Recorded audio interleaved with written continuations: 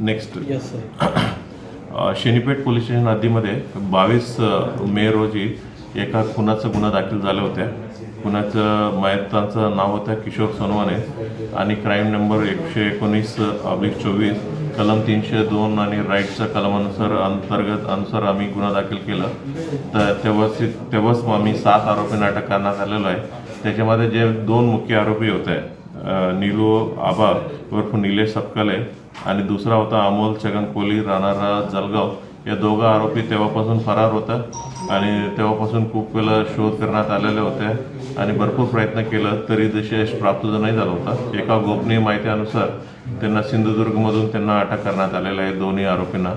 ही गुन्ह्यामध्ये मोकाचा कलम लावण्याचं आमचं प्रपोजल तयार आहे, चालू आहे आणि IG सरांचं परमिशन भेटल्यानंतर मोका अंतर्गत कारवाई होईल. मोकामध्ये ही जे काही 9 आरोपी आहे गुन्ह्यामधला 9 आरोपींविरोधात मोका लागतो. यांच्या प्रभारी अधिकाऱ्यांना गोपनीय माहिती गांजाचं एक गोपनीय माहिती भेटलं होतं.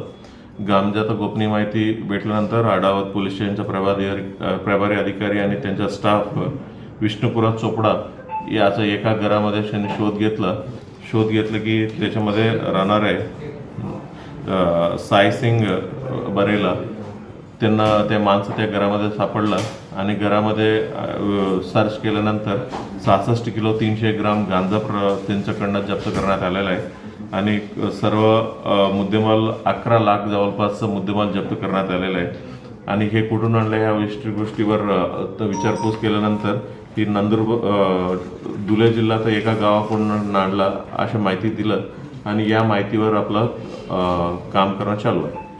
नेक्स्ट चोपडा ग्रामीण पोलीस स्टेशनचं प्रभारी अधिकाऱ्याने त्यांच्या स्टाफला एका गोपनीय माहिती प्राप्त झालं की उमरटी जे मध्य प्रदेशमधलं गाव आहे त्या गावात काही इस्मांनी महाराष्ट्रात राहणाऱ्या काही इस्मांनी वेपन्स खरेदी केलं आणि ते वेपन्स खरेदी करून म्हणजे आपला जिल्ह्याचं रस्त्यावरून पुढे संभाजीनगरला जाते असे गोपनीय माहिती प्राप्त झाले होते.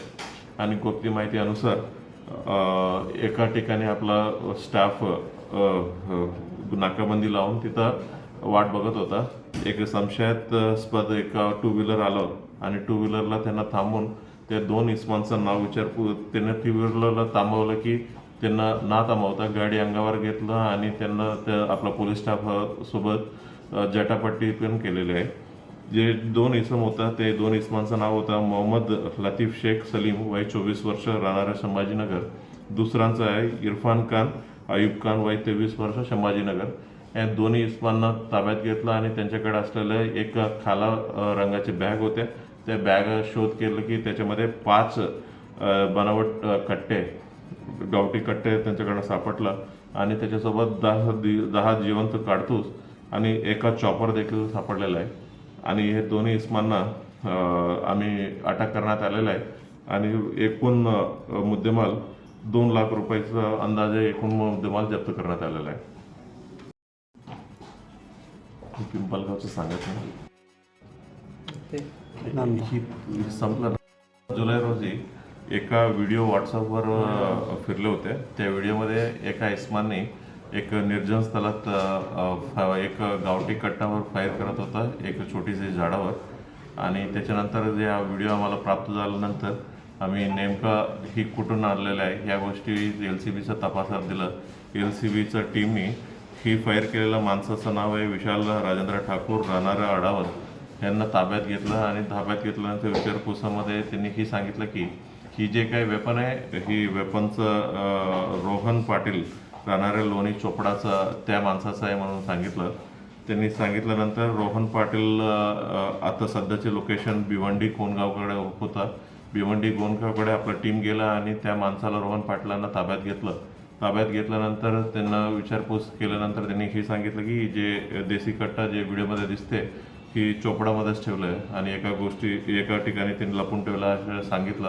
त्याने चोपडात परत आणला आणि या देसी कट्टा आम्ही जप्त करण्यात आलेला आहे आणि दोघांविरुद्ध आर्म्स ॲक्टनुसार गुन्हा दाखल केला आणि दोघांना अटकच्या कारवाई करण्यात आलेला आहे.